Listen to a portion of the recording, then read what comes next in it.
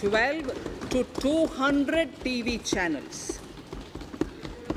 This will enable all states to provide supplementary education in regional languages for classes 1 to 12.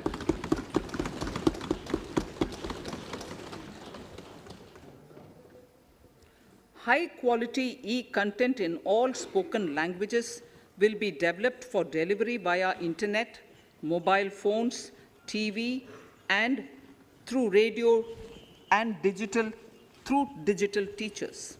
A competitive mechanism for development of quality e-content by the teachers will be set up to empower and equip them with digital tools of teaching and facilitate better learning outcomes. A digital university will be established to provide access to students across the country for world-class quality universal education with personalized learning experience at their doorsteps. This will be made available in different Indian languages and ICT formats. The university will be built on a networked hub and spoke model, with the hub building cutting-edge ICT expertise. The best public universities and institutions in the country will collaborate as a network of hub and spoke. An open platform for the national digital health ecosystem will be rolled out. It will consist of digital registries of health providers and health facilities, unique health identity, consent framework, and universal access to health facilities. The pandemic has accentuated mental health problems in people of all ages. To better the access to quality mental health counseling and care services, a national tele-mental health program will be launched. This will include a network of 23 tele-mental health centers of excellence, with NIMHANS being the nodal center, and International Institute of Information Technology, Bangalore, IIIT Bangalore, providing technology support. Recognizing the importance of Nari Shakti as the harbinger of our bright future and for women-led development, during the Amritkal, our government has comprehensively revamped the schemes of the Ministry of Women and Child Development. Accordingly, 3 schemes, namely Mission Shakti, Mission Vatsalya, Saksham Anganwadi, and Poshan 2.0 were launched recently to provide integrated benefits to women and children. Saksham Anganwadis are a new generation Anganwadis that have better infrastructure and audio-visual aids, powered by clean energy and providing improved environment for early childhood development. 2 lakh Anganwadis will be upgraded under this scheme. Current coverage of Har Ghar Nal Se Jal is 8.7 crores. Of this, 5.5 crore households were provided tap water in last 2 years itself. Allocation of 60,000 crores of rupees has been made with an aim to cover 3.8 crore households in 2022 and 23. In 22-23, 80 lakh houses will be completed for the identified eligible beneficiaries of the PM Awas Yojana, both rural and urban. 48,000 crores is allotted for this purpose. The central government will work with the state governments for reduction of time required for all land and construction-related approvals, for promoting affordable housing for middle class and for the economically weaker sections in urban areas. We shall also work with the financial sector regulators to expand access to capital along with reduction in cost of intermediaries. A new scheme Prime Minister's Development Initiative for the Northeast will be implemented through the Northeastern Council. It will fund infrastructure in the spirit of PM Gati Shakti and social development projects based on felt needs of the Northeast.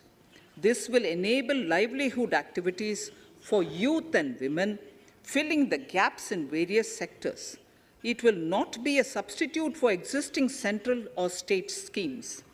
While the central ministries may also post their candidate projects, priority will be given to those posted by the states. An initial allocation of 1,500 crores of rupees will be made, and the initial list of projects is given in Annexure 1 of my speech. Our vision to improve the quality of life of citizens in the most backward districts of the country through Aspirational Districts program has been translated into reality in a very short span of time. 95% of those 112 districts have made significant progress in key sectors such as health, nutrition, financial inclusion, and basic infrastructure. They have surpassed even some of the state average values.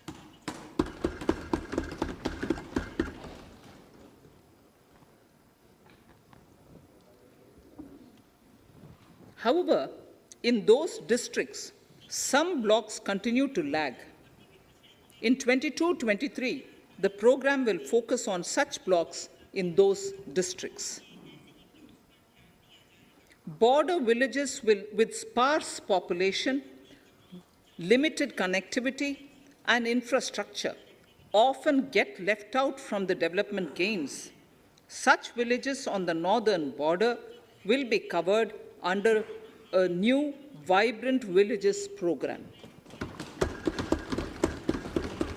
The activities will include construction of village infrastructure, housing, tourist centers, road connectivity, provisioning of decentralized renewable energy, direct-to-home access for Doordarshan and educational channels, and support for their livelihood generation. Additional funding for these activities will be provided. Existing schemes will be converged. We will define their outcomes and monitor them on a constant basis. In 2022, 100% of 1.5 lakh post offices will come on the core banking system, enabling financial inclusion and access to ATMs, and also provide online transfer of funds between post office accounts and bank accounts. This will be helpful, especially for farmers and senior citizens in rural areas, enabling interoperability and financial inclusion.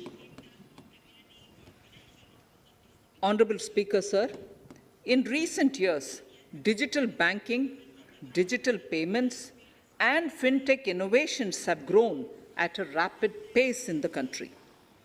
Government is continuously encouraging these sectors to ensure that the benefits of digital banking reach every nook and corner of the country in a consumer-friendly manner.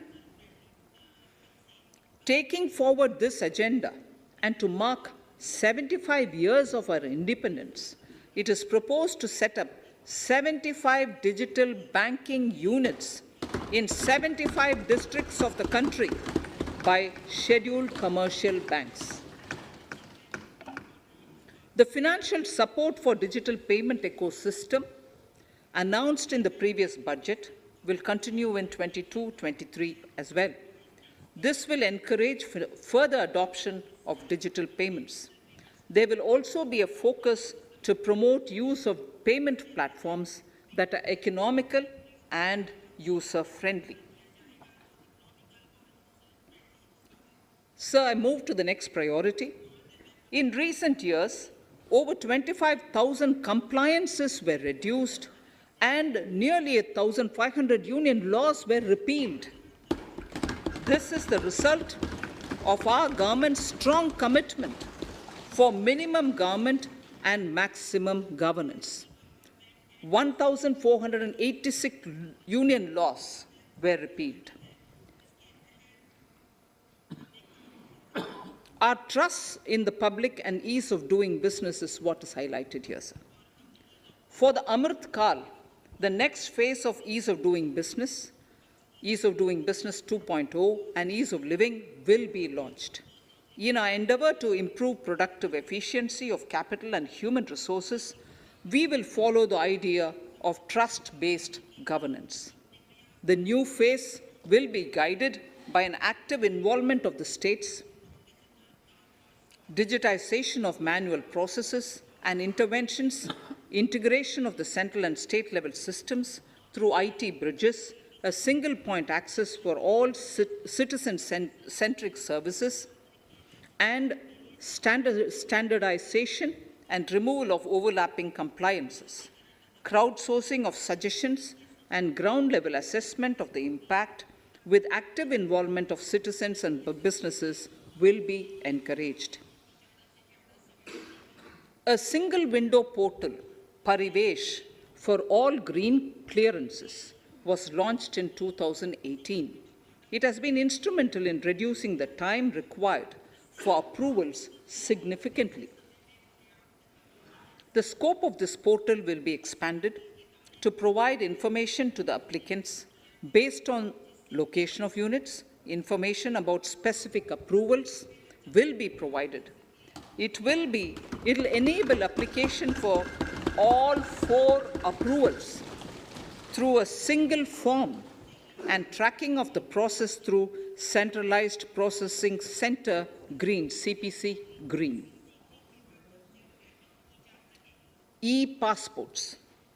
The issuance of e-passports using embedded chip and futuristic technology will be rolled out in 22-23 to enhance the convenience for the citizens in their overseas travel.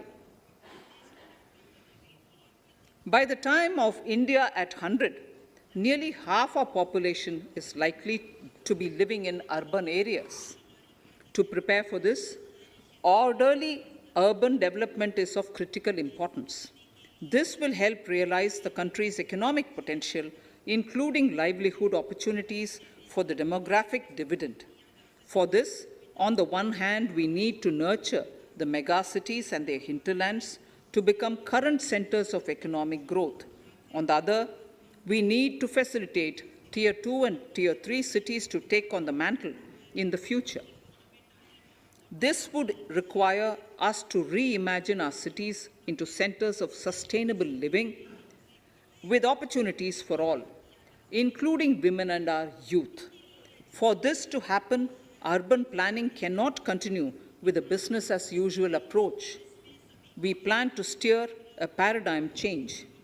A high-level committee of reputed urban planners, urban economists, and institutions will be formed to make recommendations on urban sector policies, capacity building, planning, implementation, and governance. For urban capacity building, support will be provided to the states.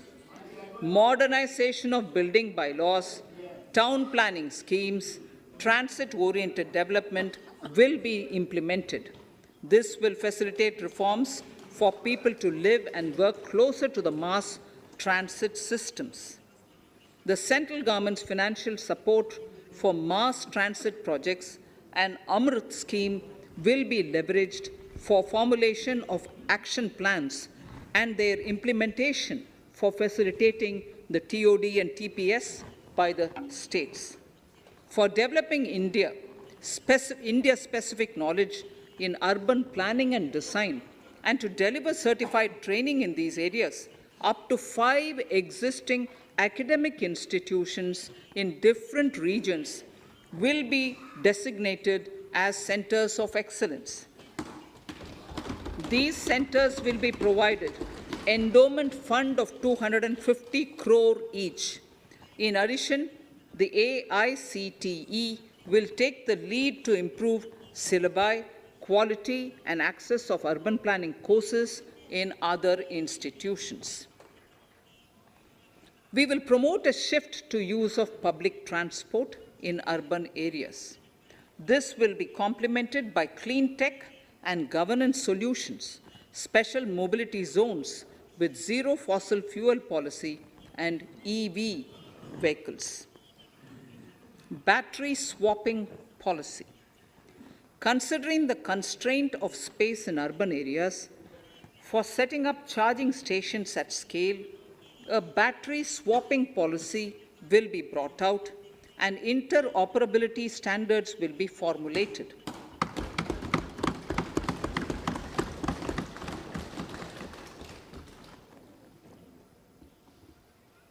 The private sector will be encouraged to develop sustainable and innovative business models for battery or energy as a service. This will improve efficiency in the EV ecosystem. Efficient use of land resources is a strong imperative. States will be encouraged to adopt unique land parcel identification number to facilitate IT-based management of records. The facility for transliteration of land records across any of the Schedule 8 languages will also be rolled out. The adoption of linkage with National Generic Document Registration System, NGDRS, with the One Nation, One Registration software will be promoted as an option for uniform process of registration and anywhere registration of deeds and documents. Necessary amendments in the code IBC will be carried out to enhance the efficiency of the resolution process and facilitate cross-border insolvency resolution. Accelerated corporate exit. Several IT-based systems have been established for accelerated registration of new companies. Now the Center for Processing Accelerated Corporate Exit, CPACE, will process re-engineering, will be established to facilitate and speed up the voluntary winding up of these companies from the currently required 2 years to less than 6 months. Government procurement. Government rules have recently been modernized for the needs of Amritkal. The new rules have benefited from the inputs from various stakeholders. The modernized rules allow use of transparent quality criteria besides cost and evaluation of complex tenders. Provisions have been made for payment of 75% of running bills mandatorily within 10 days and for encouraging settlements of disputes through conciliation. As a further step to enhance transparency and to reduce delays in payments, a completely paperless, end-to-end online e-bill system will be launched for use by all central ministries for their procurements.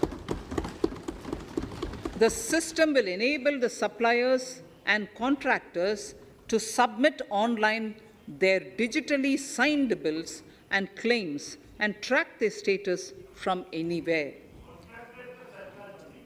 To reduce indirect cost for suppliers and work contractors, the use of surety bonds as a substitute for bank guarantee will be made acceptable in government procurements.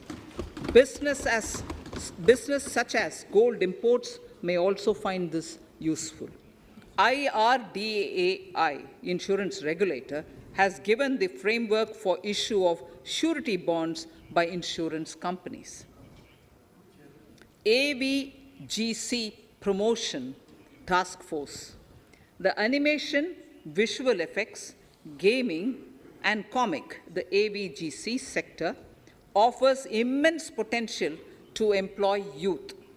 An AVGC Promotion Task Force with all stakeholders will be set up to recommend ways to realize this and build domestic capacity for serving our markets and the global demand. Telecom sector.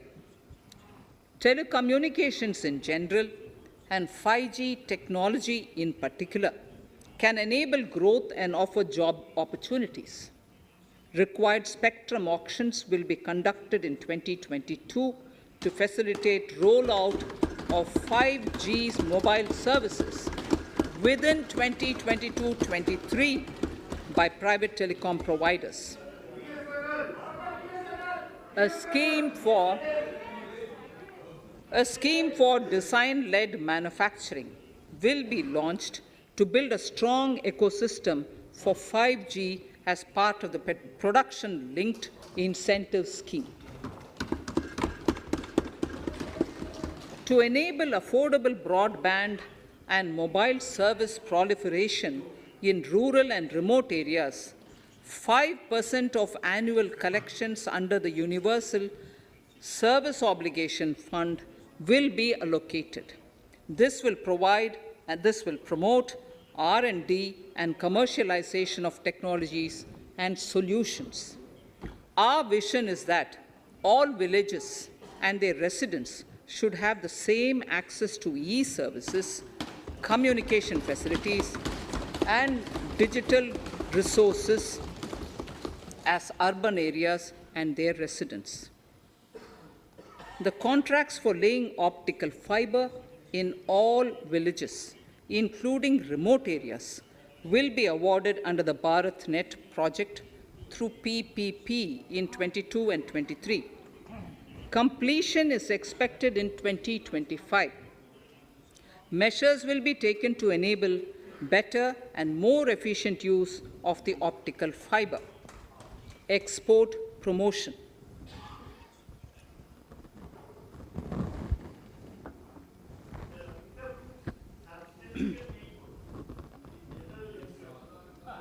The Special Economic Zones Act will be replaced with a new legislation that will enable the states to become partners in development of enterprise and service hubs.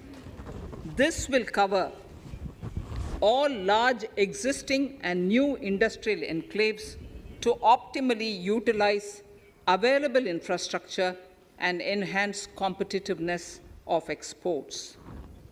Atmanirbharta in defense.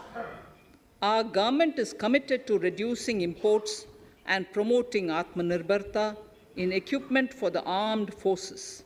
68% of the capital procurement budget will be earmarked for domestic industry in 22-23, up from 58% in 21-22. Defense R&D will be opened up for industry, startups, and academia, with 25% of defense R&D budget earmarked.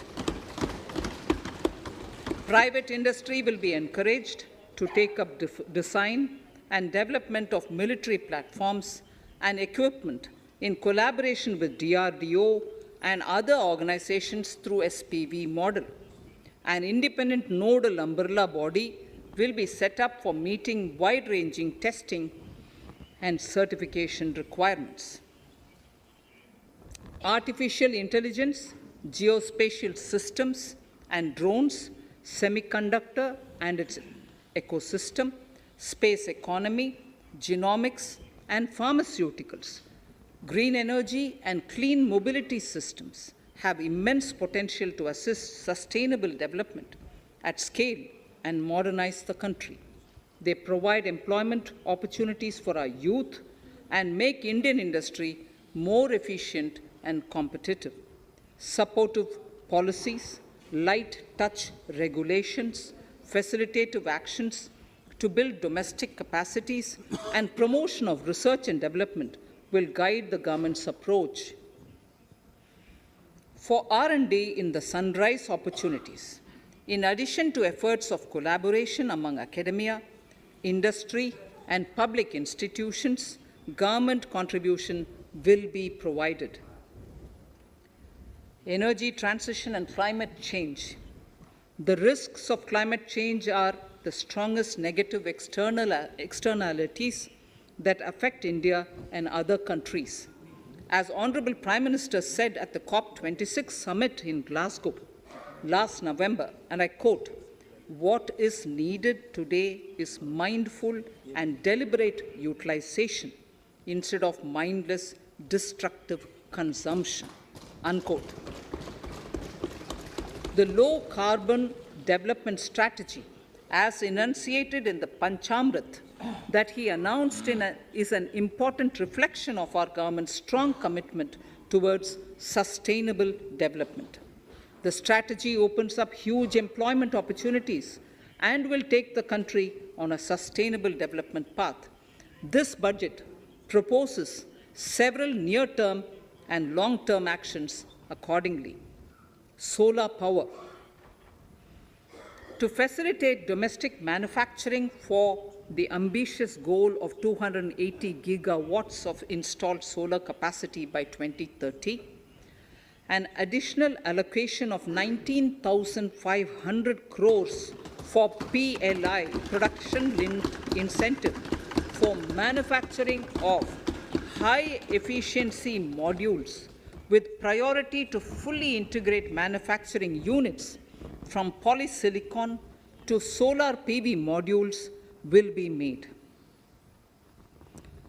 Honourable Speaker, sir, the circular economy transition is expected to help in productivity enhancement as well as creating large opportunities for new businesses and jobs.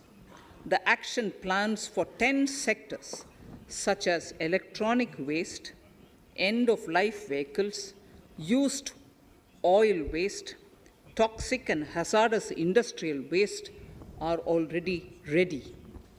The focus will now be on addressing important cross-cutting issues of infrastructure, reverse logistics, technology upgradation, and integration with informal sector.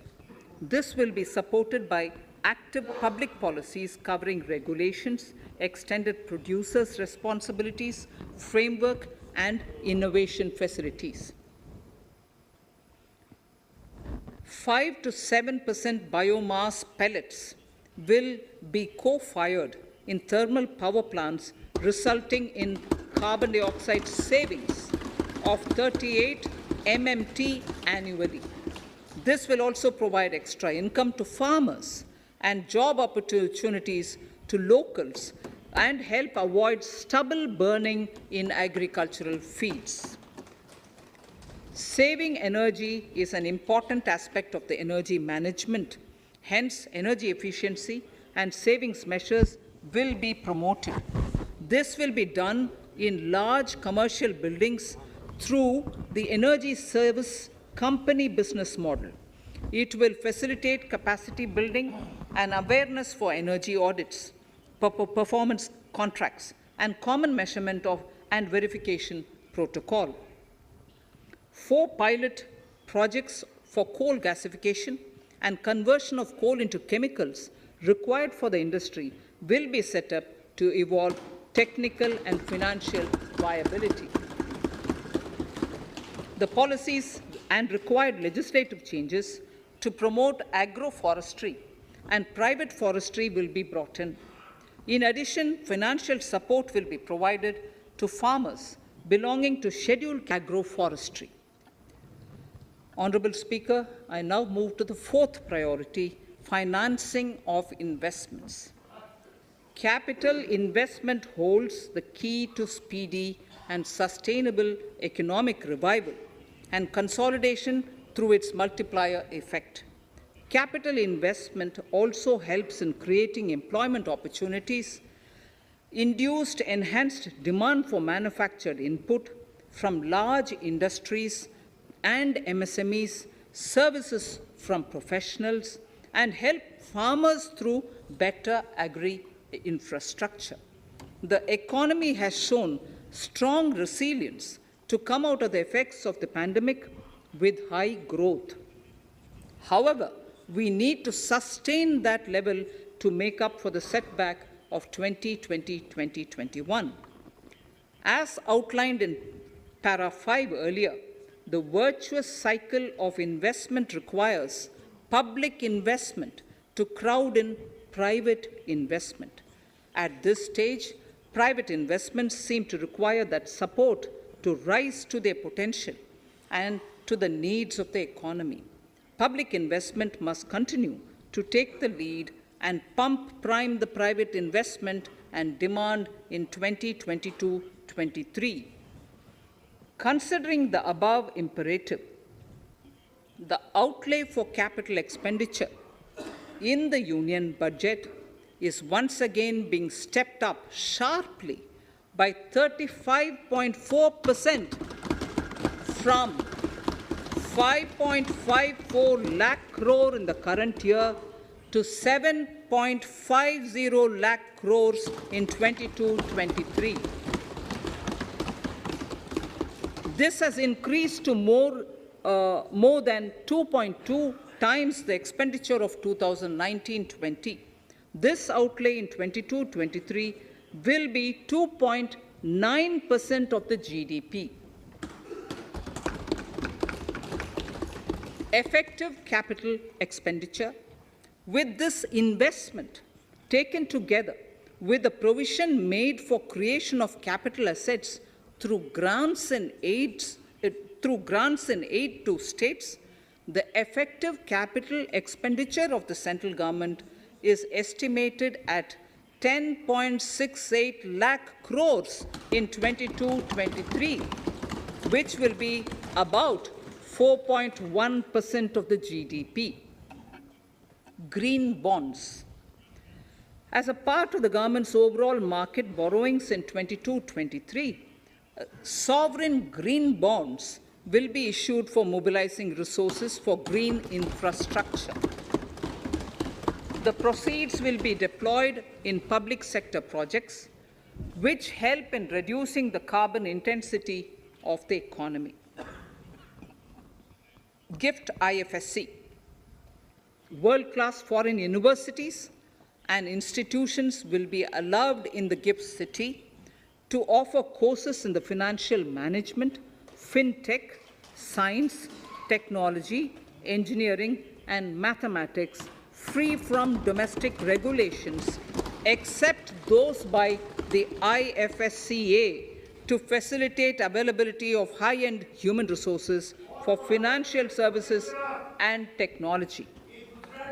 An international arbitration center will be set up in the GIFT City for timely settlement of disputes under international jurisprudence. Services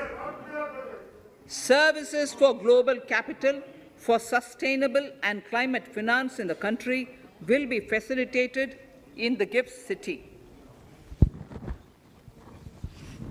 Infrastructure status.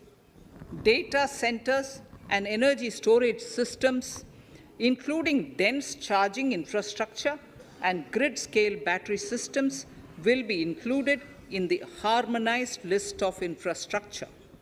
This will facilitate credit availability for digital infrastructure and clean energy storage.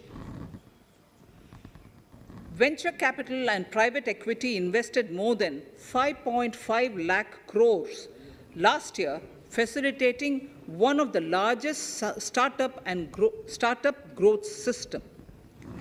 Scaling up this investment requires a holistic examination of regulatory and other frictions.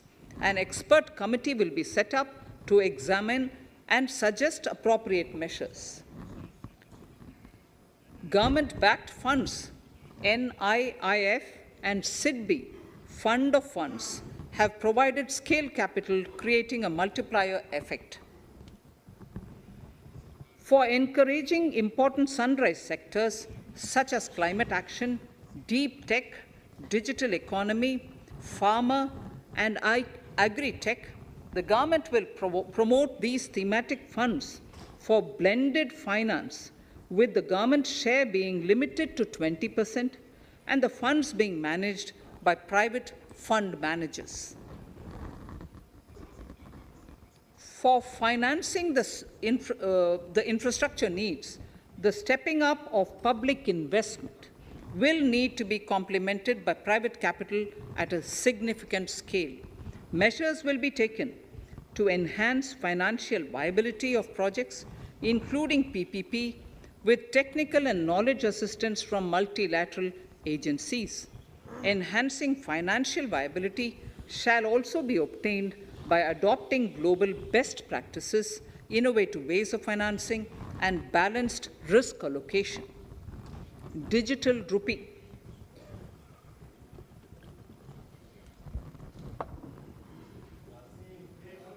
Introduction of a central bank digital currency will give a big boost to digital economy.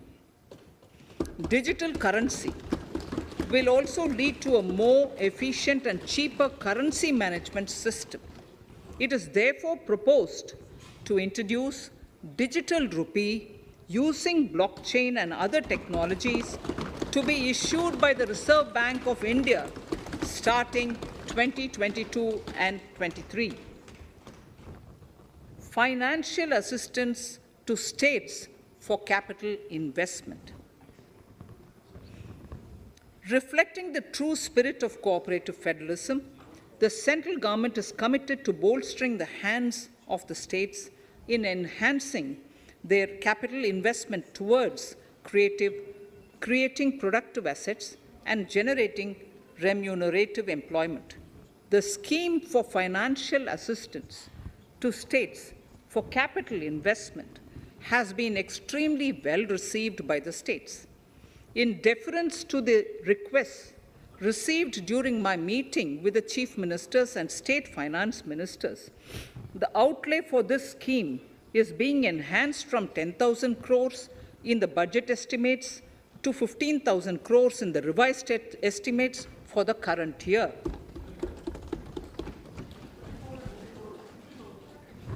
For 22-23,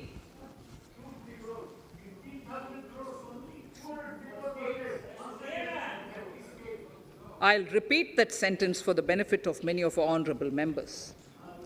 In deference to the requests received during my meeting with chief ministers and state finance ministers, the outlay for this scheme is being enhanced from 10,000 crores in the BE to 15,000 crores, 15,000 crores in the RE of the current year. For 22-23, the allocation is 1 lakh crores to assist the states in catalyzing the overall investments in the economy. Are over and above the normal borrowings allowed to the states. Are over and above the normal borrowings to the states. This allocation will be used for PM Gati Shakti related and other productive capital investments of the states. It will also include components for supplemental funding for priority segments of PM Gram Sadak Yojana, including support for the state share, digitization of the economy, including digital payments and completion of OFC network, and reforms related to building bylaws, town planning schemes, transit-oriented development, and transferable development rights. In 22-23, in accordance with the recommendations of the 15th Finance Commission, the states will be allowed a fiscal deficit of 4% of the GSDP, of which 0.5% will be tied to power sector reforms, for which the conditions have already been communicated in 21-22. Fiscal management. As against a total expenditure of 34.83 lakh crores of rupees projected in the BE 21-22, the revised estimate is 37.70 lakh crores. The revised estimate of capital expenditure is 6.3 lakh crores of rupees. This includes an amount of 51,971 crores towards settlement of outstanding guaranteed liabilities of Air India and its other sundry commitments. Coming to the budget estimates, Honourable Speaker, sir, the total expenditure in 22-23 is estimated at 39.45 lakh crores, while the total receipts other than borrowings are estimated at 22.84 lakh crores of rupees.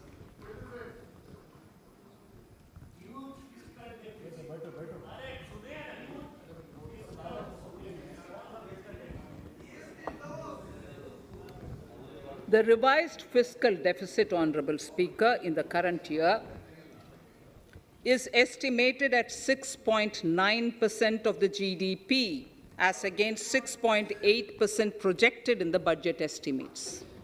The fiscal deficit is in 22-23 is estimated at 6.4% of the GDP, which is consistent with the broad path of the fiscal consolidation announced by me last year to reach a fiscal deficit level below 4.5% by 25-26. While setting the fiscal deficit level in 22-23, I am conscious of the need to nurture growth through public investment to become stronger and sustainable. I will now move to Part B of my speech.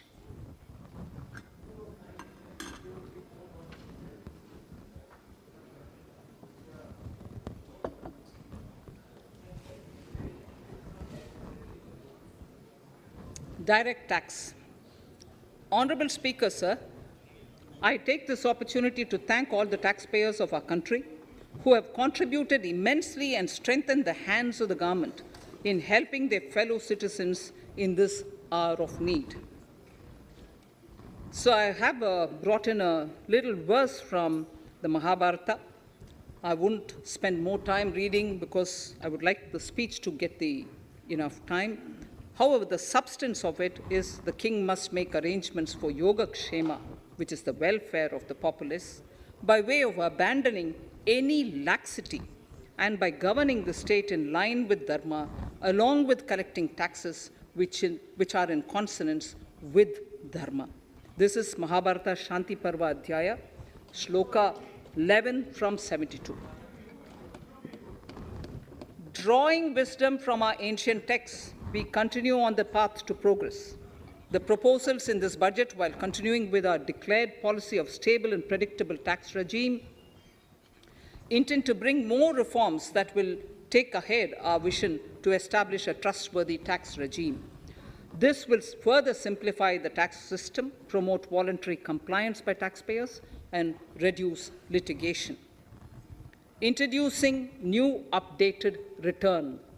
India is growing at an accelerated pace, and people are undertaking multiple financial transactions.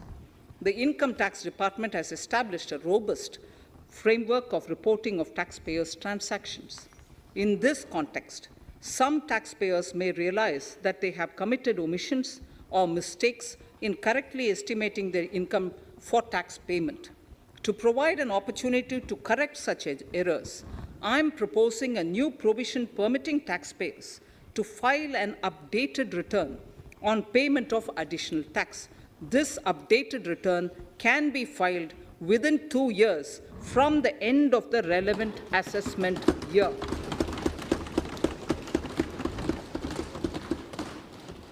Honourable Speaker, sir, presently, if the department finds out that some income has been missed out by an assessee, it goes through a lengthy process of adjudication.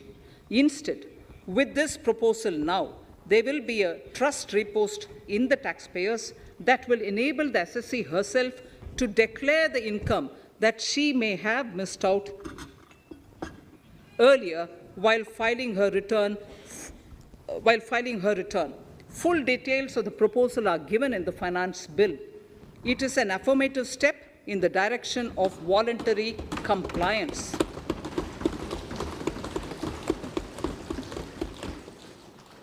Reduced alternative minimum tax rate and surcharge for cooperatives. Currently, cooperative societies are required to pay alternate minimum tax at the rate of 18 and 1.5%. However, companies pay the same rate, the same, which is the alternate minimum tax, at the rate of 15%. To provide a level playing field between cooperative societies and companies, I propose to reduce this rate for the cooperative societies also to 15%. Honourable Speaker, sir, I also propose to reduce the surcharge on cooperative societies from the present 12% to 7% for those having total income of more than 1 crore and up to 10 crores. This would help in enhancing income of cooperative societies and its members who are mostly from the rural and from farming communities. Tax relief to persons with disability. The parent or guardian of a differently abled person can take an insurance scheme for such person.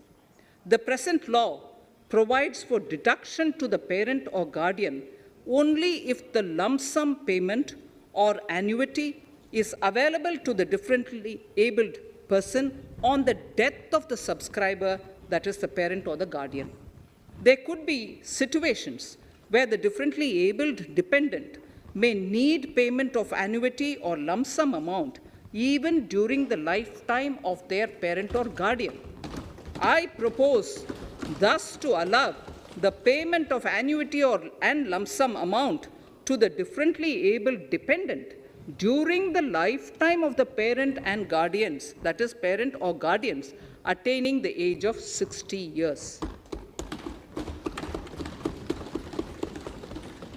Parity between employees of the state and central governments. At present, the central government contributes 14% of the salary of its employee to the National Pension System, NPS, Tier 1. This is allowed as a deduction in computing the income of the employee. However, such deduction is allowed only to the extent of 10% of the salary in case of employees of the state governments. To provide equal treatment to both central and state government employees, I propose to increase the tax deduction limit from 10% to 14% on employers' contribution to the MPS account of state government employees as well. This would help in enhancing the social security benefits of the state government employees and bring them at par with central government employees. Incentives for startups. Startups have emerged as drivers of growth for our economy. Over the past few years, the country has seen a manifold increase in successful startups. Eligible startups established before 31/3/2022 had been provided a tax incentive for 3 consecutive years out of the 10 years from incorporation.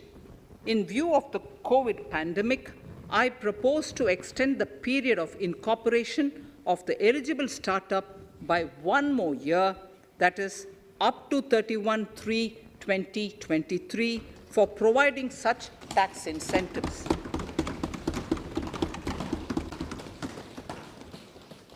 Incentives for newly incorporated manufacturing entities under concessional tax regime. In an effort to establish a global competitive business environment for certain domestic companies, a concessional tax regime of 15% was introduced by our government for newly incorporated domestic manufacturing companies. I propose to extend the last date for commencement of manufacturing or production under Section 115B(ab) by 1 more year, that is from 31st March 2023 to 31st March 2024.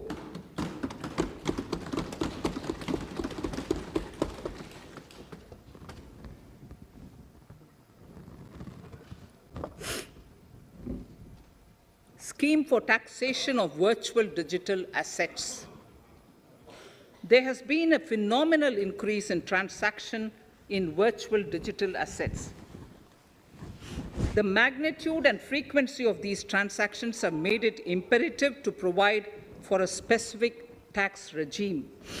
Accordingly, for the taxation of virtual digital assets, I propose to provide that any income from transfer of any virtual digital asset shall be taxed at the rate of 30%, 30%. No deduction in respect of any expenditure or allowance shall be allowed while computing such income except cost of acquisition. Further, loss from transfer of virtual digital asset cannot be set off against any other income. Further, in order to capture the transaction details, I also propose to provide for TDS on payment made in relation to transfer of virtual digital asset at the rate of 1% of such consideration above a monetary threshold. Gift of virtual digital asset is also proposed to be taxed in the hands of the recipient.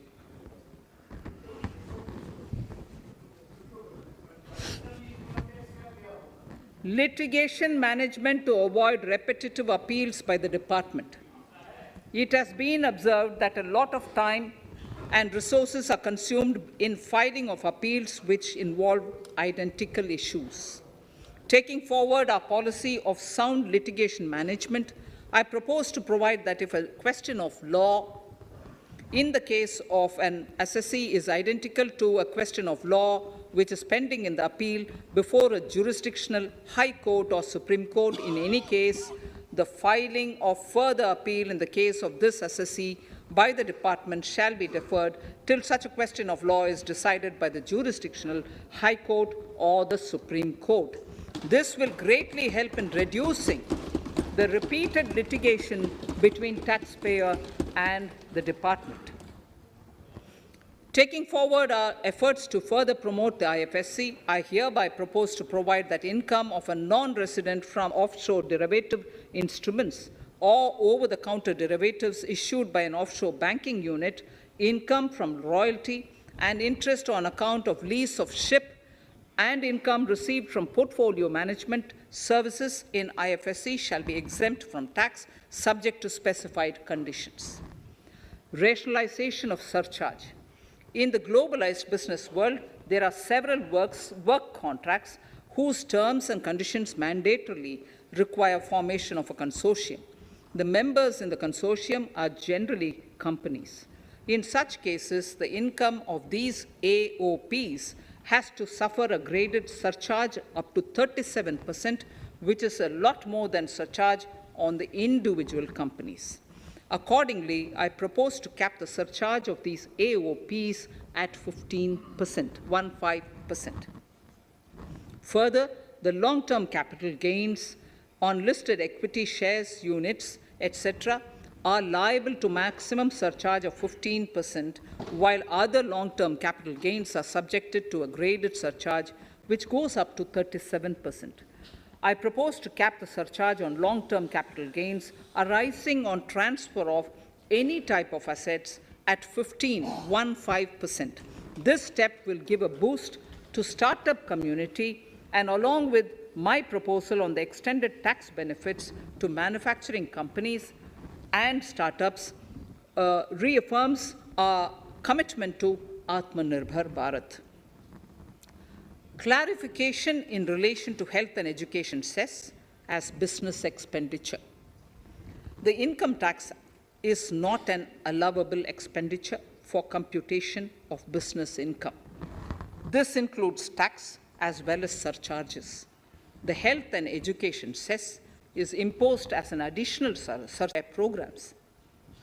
However, some courts have allowed health and education cess as business expenditure, which is against the legislative intent. To reiterate the legislative intent, I propose to clarify that any surcharge or cess on income and profits is not allowable as business expenditure. Deterrence against tax evasion. Honourable Speaker, sir, presently there is ambiguity regarding set-off of brought forward loss against undisclosed income detected in search operations. It has been observed that in many cases where undisclosed income or suppression of sales, etc., is detected, payment of tax is avoided by setting off of losses. In order to bring certainty and to increase deterrence among tax evaders, I propose to provide that no set-off of any loss shall be allowed against undisclosed income detected during search and survey operations.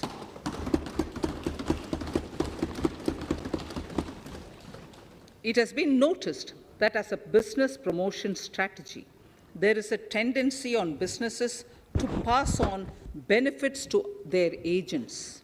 Such benefits are taxable in the hands of the agents. In order to track such transactions, I propose to provide for tax deduction by the person giving benefits if the aggregate value of such benefits exceeds 20,000 rupees during the financial year. A few other changes are being made, the details of which are there in the finance bill. Indirect taxes. So remarkable progress in GST. GST has been a landmark reform of independent India, showcasing the spirit of cooperative federalism. While aspirations were high, there were huge challenges too. These challenges were overcome deftly and painstakingly under the guidance and the oversight of the GST Council.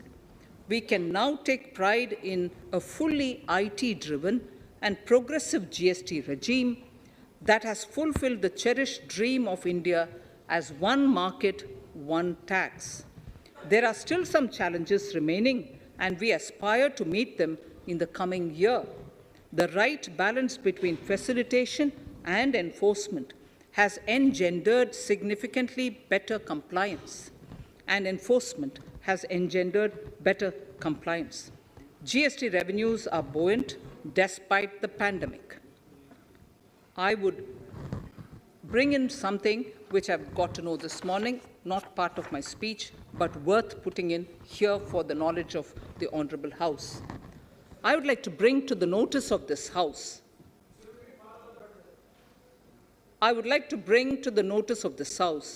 that the gross GST collections for the month of January 22 are rupees 1,40,986 crores, which is the highest since the inception of GST. This has been possible due to rapid economic growth, recovery, post-COVID,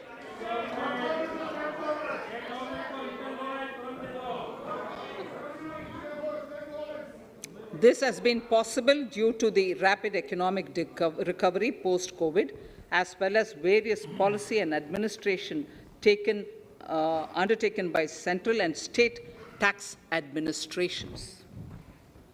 Taxpayers deserve applause for this growth. Not only did they adapt to the changes, but enthusiastically contributed to the cost of paying taxes. Special economic zones. In Part A of my speech, I have referred to the proposed reforms in SEZs. Alongside, we will also undertake reforms in customs administration of SEZs, and it shall henceforth be fully IT-driven and function on the customs national portal with a focus on higher facilitation and with only risk-based checks.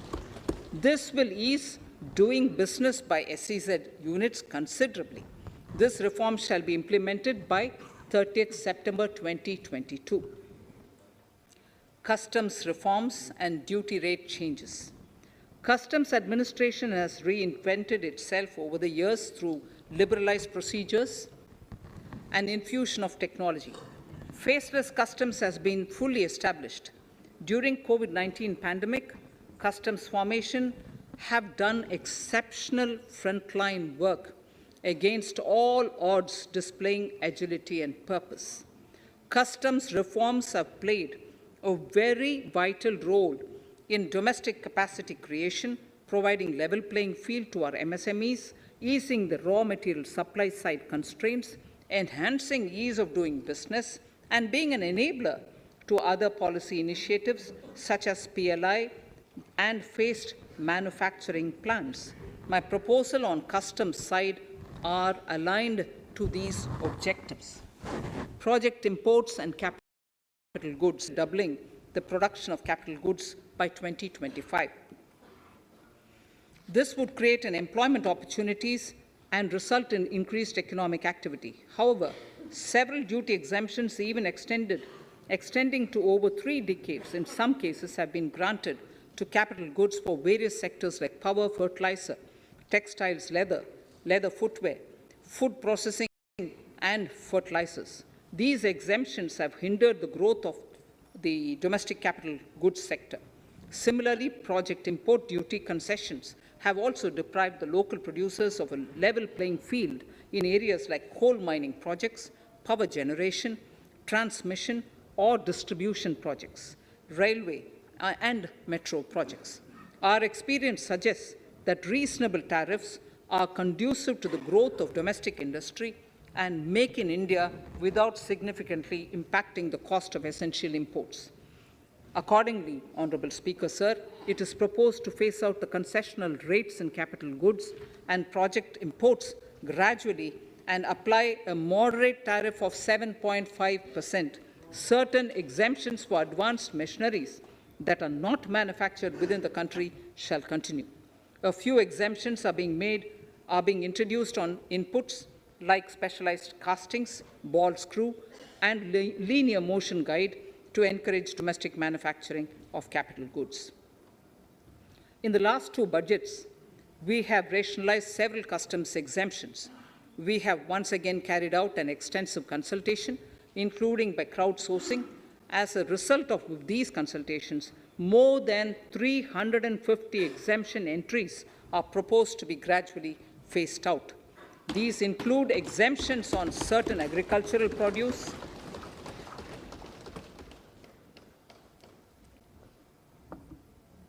chemicals, fabrics, medical devices and drugs, and medicines for which sufficient domestic capacity exists. Further, as a simplification measure, several concessional rates are being incorporated in the customs tariff schedule itself instead of prescribing them through various notifications. This comprehensive review will simplify the customs rate and tariff structure, particularly for sectors like chemicals, textiles, and metals, and minimize disputes.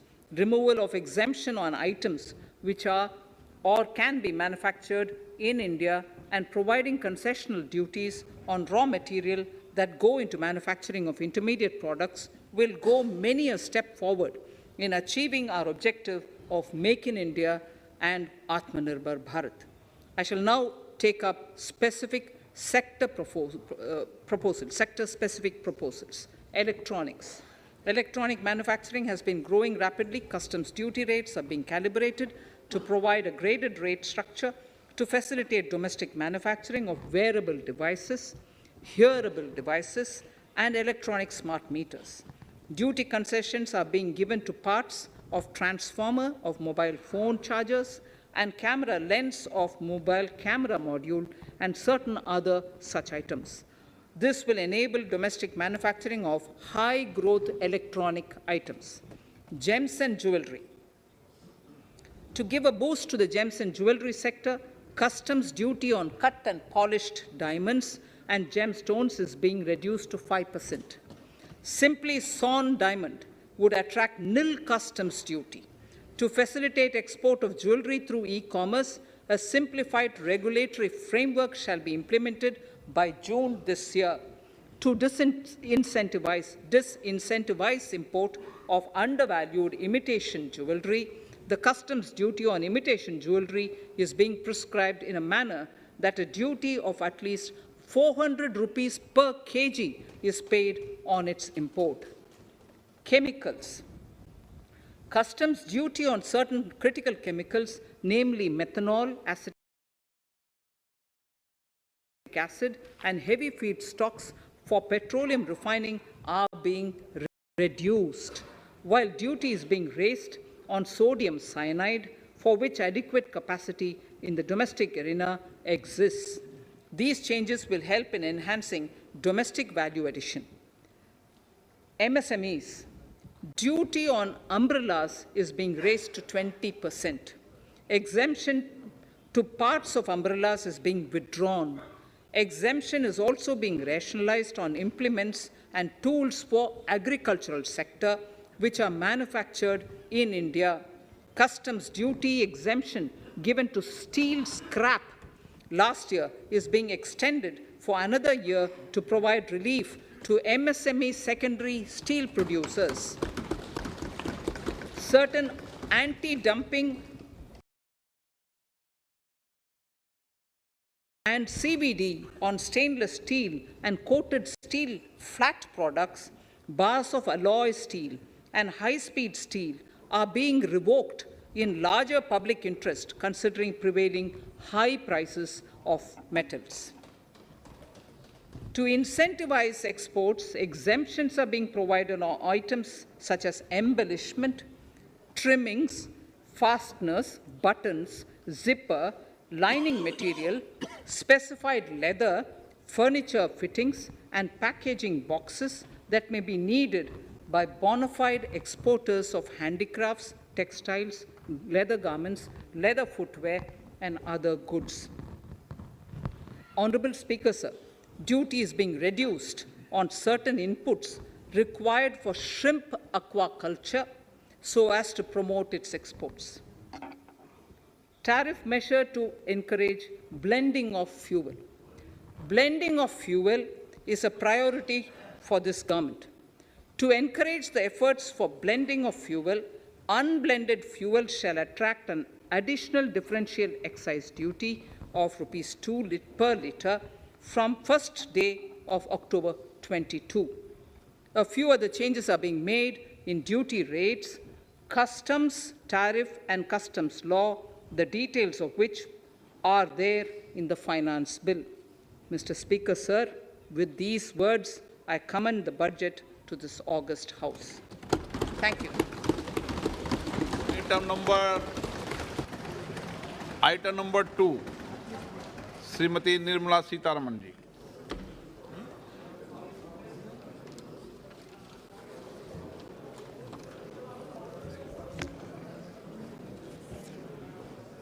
Sir, with your permission, I rise to lay on the table the following statements under Section 3(1) of the Fiscal Responsibility and Budget Management FRBM Act 2003, Medium-Term Fiscal Policy cum Fiscal Policy Strategy Statement and Macroeconomic Framework Statement. Item number 3, Vitt Videk 2020, Nirmala Sitharaman ji. Sir, item number 3, Finance Bill.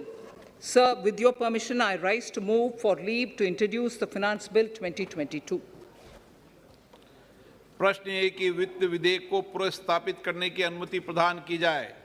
जो सदस्य इसके पक्ष में हाँ गए, जो सदस्य विरोध में ना गए, मेरे विचार में निर्णय हाँ वालों के पक्ष में, हाँ वालों के पक्ष में। माननीय मंत्री जी, वित्त विधेयक को पुनर्स्थापित करें। Sir, I introduce the bill. सभा की कार्रवाई कल बुधवार दिनांक 2 फरवरी 2022 को 4:30 बजे तक के लिए स्थगित की जाती है।